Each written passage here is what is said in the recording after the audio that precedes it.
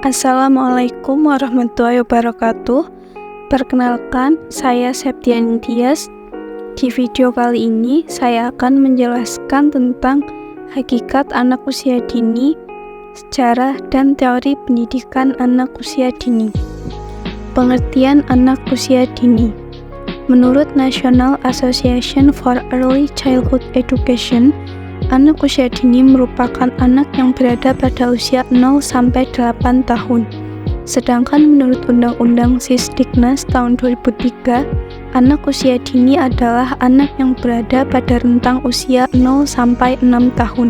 Sedangkan menurut Mansur, anak usia dini didefinisikan pula sebagai kelompok anak yang berada dalam proses pertumbuhan dan perkembangan yang bersifat unik. Mereka memiliki pola pertumbuhan dan perkembangan yang khusus sesuai dengan tingkat pertumbuhan dan perkembangannya. Selanjutnya yaitu karakteristik anak usia dini.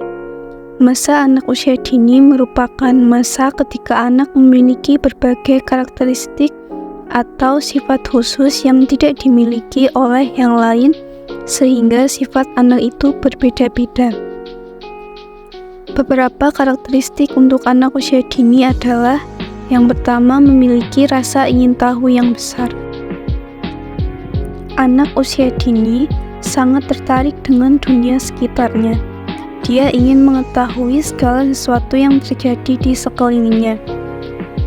Pada masa bayi, ketertarikan ini ditunjukkan dengan meraih dan memasukkannya ke dalam mulut benda apa saja yang berada dalam jangkauannya.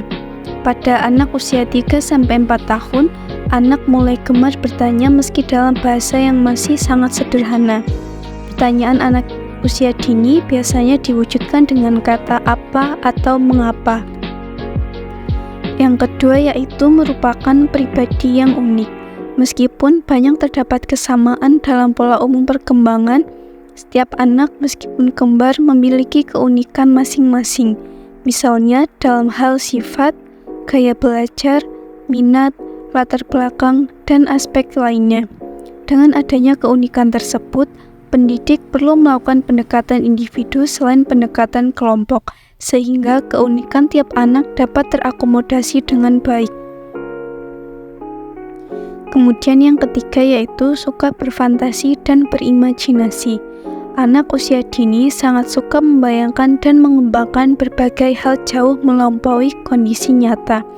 Anak dapat menceritakan berbagai hal dengan sangat meyakinkan, seolah-olah dia melihat atau mengalaminya sendiri. Padahal itu adalah hasil fantasi atau imajinasinya saja. Kemudian yang keempat, masa paling potensial untuk belajar. Anak usia dini sering disebut dengan istilah golden age atau usia emas, karena pada rentang usia ini anak mengalami pertumbuhan dan perkembangan yang sangat pesat pada berbagai aspek. Kemudian yang kelima, menunjukkan sikap egosentris. Egosentris berasal dari kata ego dan sentris. Ego artinya aku, sentris artinya pusat. Jadi egosentris artinya berpusat pada aku. Artinya bahwa anak usia dini pada umumnya hanya memahami sesuatu dari sudut pandangnya sendiri, bukan sudut pandang orang lain. Anak yang egosentris lebih banyak berpikir dan berbicara tentang diri sendiri daripada tentang orang lain, dan tindakannya terutama bertujuan menguntungkan dirinya. Hal ini terlihat dari perilaku anak, misalnya masih suka berebut mainan, menangis atau merengek ketika keinginannya tidak terpenuhi, dan menganggap ayah dan ibunya adalah mutlak orang tuanya saja, bukan orang tua dari adik atau kakaknya. Kemudian yang keenam yaitu memiliki rentang daya konsentrasi yang pendek. Seringkali kita saksikan bahwa anak usia dini cepat sekali berpindah dari suatu kegiatan ke kegiatan yang lain. Anak usia dini ini memang mempunyai rentang perhatian yang sangat pendek sehingga perhatiannya mudah teralihkan pada kegiatan yang lain. Hal ini terjadi terutama apabila kegiatan sebelumnya dirasa tidak menarik perhatiannya lagi. Kemudian yang terakhir, sebagai bagian dari makhluk sosial. Anak usia dini mulai suka bergaul dan bermain dengan teman sebayanya. Ia mulai belajar berbagi, mengalah, dan antri menunggu giliran saat bermain dengan teman-temannya. Melalui interaksi sosial dengan teman sebaya ini, anak terbentuk konsep dirinya. Anak juga belajar bersosialisasi dan belajar untuk dapat diterima di lingkungannya. Jika dia bertindak mau menang sendiri, teman-temannya akan segera menjauhinya.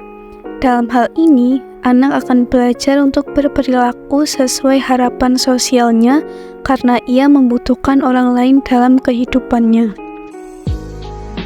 Selanjutnya yaitu aspek perkembangan anak usia dini. Berikut beberapa aspek perkembangan anak usia dini. Yang pertama yaitu aspek perkembangan fisik. Aspek perkembangan anak usia dini yang berfokus pada perkembangan fisik ini meliputi pertambahan berat badan, tinggi badan, perkembangan otak, serta keterampilan motorik kasar dan motorik halus. Perkembangan motorik kasar ditandai dengan aktifnya anak bergerak, melompat, dan berlarian terutama di usia 4-5 tahun. Sementara itu, motorik halus adalah kemampuan yang berhubungan dengan keterampilan fisik yang melibatkan otot kecil dan koordinasi mata dan tangan. Contoh keterampilan motorik halus yaitu memegang krayon, menyusun puzzle, menyusun balok, dan lain-lain. Kemudian yang kedua, aspek perkembangan kognitif. Perkembangan kognitif ini menggambarkan bagaimana pikiran anak berkembang dan berfungsi sehingga dapat berpikir. Teori perkembangan kognitif yang banyak digunakan saat ini adalah yang dikemukakan oleh Piaget. Pada anak usia dini, perkembangan kognitif yang terjadi terdapat dalam 2 tahap, yaitu tahap sensori motor dan tahap praoperasional. Yang pertama, tahap sensori motor, yaitu pada usia 0-24 bulan. Pada masa ini, kemampuan bayi terbatas pada gerak refleks dan panca inderanya. Bayi tidak dapat mempertimbangkan kebutuhan, keinginan, atau kepentingan orang lain.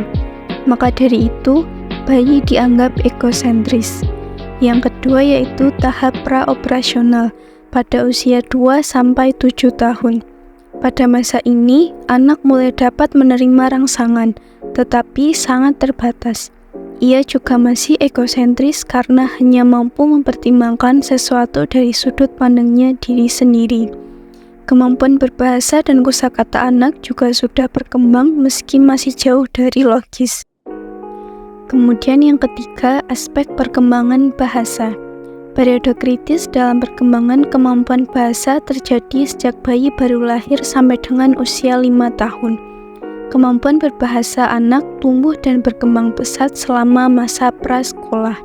Sebagai salah satu aspek perkembangan anak usia dini, kemampuan berbahasa dapat menjadi indikator seluruh perkembangan anak. Pasalnya, melalui kemampuan berbahasa dapat pula dideteksi keterlambatan ataupun kelainan pada sistem lain, seperti kemampuan kognitif, sensori motor, psikologis, emosi, dan lingkungan di sekitar anak. Kemudian yang terakhir ada aspek perkembangan sosio-emosional. Aspek perkembangan anak usia dini ini sesungguhnya telah dimulai sejak bayi dilahirkan. Dari segi emosional misalnya, dapat dilihat dari berbagai contoh sikap bayi. Misalnya tersenyum atau menghentak-hentakkan kaki saat ia senang, atau menangis untuk mengekspresikan rasa tidak senang atau tidak puasnya.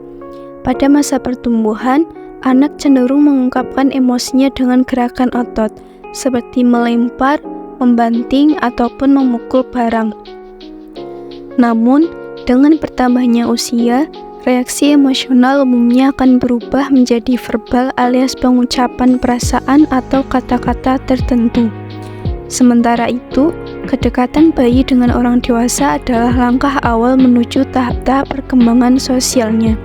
Perkembangan anak usia dini dari sisi sosial mengacu kepada kemampuan anak dalam berinteraksi dan bersosialisasi dengan lingkungan sekitarnya.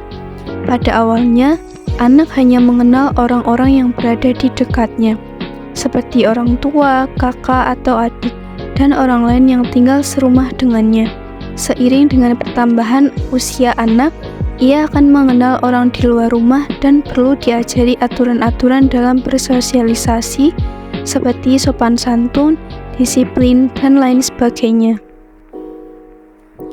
Kemudian ada sejarah pendidikan anak usia dini di dunia.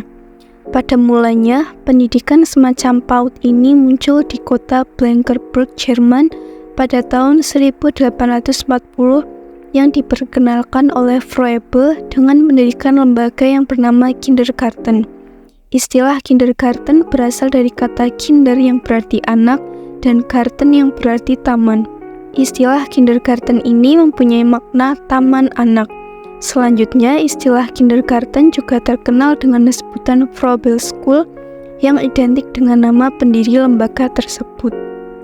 Menurut Froebel, anak-anak usia dini diilustrasikan sebagai tunas tumbuh-tumbuhan yang memerlukan pemeliharaan dan perhatian dari juru tanam.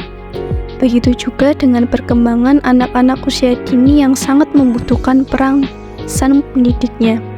Berdirinya kindergarten yang terkenal dengan istilah Froebel School merupakan tunas bagi pertumbuhan pendidikan anak di seluruh dunia. Pada tahun 1906, PAUD versi lain pun muncul di pemukiman kumuh San Lorenzo, Italia. Maria Montessori merupakan seorang berlatar belakang dokter yang mendirikan Casa de Bambini yang diperuntukkan bagi anak cacat mental. Montessori banyak menemukan ide dan gagasan bagi pendidikan untuk anak normal, lebih khusus lagi diperuntukkan bagi anak di bawah 5 tahun. Secara perlahan, pemikiran Montessori berkembang di beberapa negara hingga saat ini. Selanjutnya ada sejarah PAUD di Indonesia. Mengetahui perkembangan PAUD di Indonesia sama halnya dengan memahami perjalanan panjang dinamika serta pasang surutnya pendidikan di Indonesia. Perkembangan berdirinya PAUD di Indonesia dibagi ke dalam 3 tahap. Yang pertama yaitu masa penjajahan Belanda. Pada masa penjajahan Hindia Belanda, pemerintah Hindia Belanda membawa konsep kindergarten ke Indonesia yang khusus diperuntukkan untuk anak mereka. Sejalan dengan berjalannya waktu dengan hadirnya kebangkitan nasional yang ditandai dengan lahirnya pergerakan Budi Utomo, kesadaran akan pentingnya pendidikan bagi rakyat Indonesia semakin kuat dirasakan. Kindergarten yang awalnya hadir hanya untuk anak Hindia Belanda dan para bangsawan, akhirnya mulai diperuntukkan oleh cendekiawan muda pribumi. Persatuan Wanita Aisyah pada tahun 1919 akhirnya mendirikan Bustanul Atfal yang pertama kali di Yogyakarta. Kurikulum dan materi pendidikannya menanamkan sikap nasionalisme dan nilai-nilai agama. Bustanul Atfal ditunjukkan untuk merespon popularitas lembaga PAUD yang berorientasi pada pola pendidikan Eropa. Sepulang diasingkan dari Belanda, Ki Hajar Dewantara pada tahun 1922 mendirikan Taman Lare atau Taman Anak yang kemudian pada akhirnya berkembang menjadi Taman Indriya. Kemudian yang kedua, pada masa penjajahan Jepang. Pada masa penjajahan Jepang, lembaga pendidikan sejenis PAUD terus berlanjut, namun keberadaannya semakin berkurang. Pemerintah Jepang tidak begitu memperhatikan dan mengawasi secara formal penyelenggaraan PAUD. Namun, pemerintah Jepang melengkapi kegiatan PAUD ini dengan menambahkan nyanyian-nyanyian Jepang pada kegiatan kelasnya. Kemudian yang terakhir, pasca kemerdekaan Indonesia, ditandai dengan berdirinya Yayasan Pendidikan Lanjutan Wanita. Yayasan tersebut mendirikan Sekolah Pendidikan Guru TK Nasional di Jakarta dan merupakan gerakan nasionalis dalam melawan kembalinya Belanda. Di era ini, pemerintah dan swasta mulai membangun banyak TK. Salah satu organisasi yang paling terkenal dan berpengaruh yaitu Yayasan Bersekolah Pada Ibu. Yayasan ini besar dan sangat berpengaruh karena didirikan oleh hampir seluruh organisasi atau perkumpulan para tokoh wanita di Indonesia kala itu. Di samping terkenal dengan sistem pusat minat, Yayasan Beribu juga dikenal sebagai pemrakarsa berdirinya Taman Penitipan Anak atau TPA dengan penyelenggara pendidikan inklusi untuk anak berkebutuhan khusus sejak tahun 1991. Masuk pada periode 2003 sampai 2009, keluarlah sebuah undang-undang tentang sistem pendidikan nasional, yaitu Undang-Undang Nomor 20 Tahun 2003. Undang-undang ini menjawab tuntutan reformasi dalam semua aspek kehidupan berbangsa dan bernegara. Melalui undang-undang ini, untuk pertama kalinya dalam sejarah pendidikan Indonesia, PAUD diatur secara khusus dalam sebuah undang-undang. Aturan tersebut terdapat dalam pasal 1 butir ke-14 tentang pengertian PAUD, pasal 28 yang secara khusus mengatur tentang PAUD. Kemudian selanjutnya ada teori pendidikan anak usia dini. Beberapa teori yang mendasari pelaksanaan pendidikan anak usia dini antara lain, yang pertama Howard Gardner. Teori Howard Gardner muncul dalam zaman kita hidup sekarang ini. Ia mengatakan bahwa pada hakikatnya setiap anak adalah anak yang cerdas. Kecerdasan bukan hanya dipandang dari faktor IQ saja, tetapi juga ada kecerdasan lain yang akan mengantarkan anak pada kesuksesan. Macam-macam kecerdasan menurut Gardner adalah mengelola kata, kecerdasan logika, kecerdasan musik, kecerdasan gerak atau kinestetik, kecerdasan gambar atau spasial, kecerdasan diri atau intrapersonal, kecerdasan bergaul atau interpersonal, kecerdasan bahasa, kecerdasan alami, dan kecerdasan rohani. Jadi, Gardner memandang bahwa setiap anak memiliki peluang untuk belajar dengan gaya masing-masing. Kemudian yang kedua ada Piaget. Piaget merumuskan tahap perkembangan kognitif anak dalam 4 tahap, yaitu tahap sensori motorik, tahap praoperasional, tahap operasional konkret, dan tahap operasional formal. Ide-ide Piaget memiliki implikasi dalam dunia pendidikan anak usia dini, khususnya dalam pengembangan berpikir anak usia dini. Pertama, menekankan bahwa anak adalah individu yang mampu membangun pengalamannya sendiri. Oleh karena itu, proses pendampingan harus berorientasi pada anak, melalui proses eksplorasi, intervensi, dan membangun pengalaman anak sendiri melalui aktivitas bebas.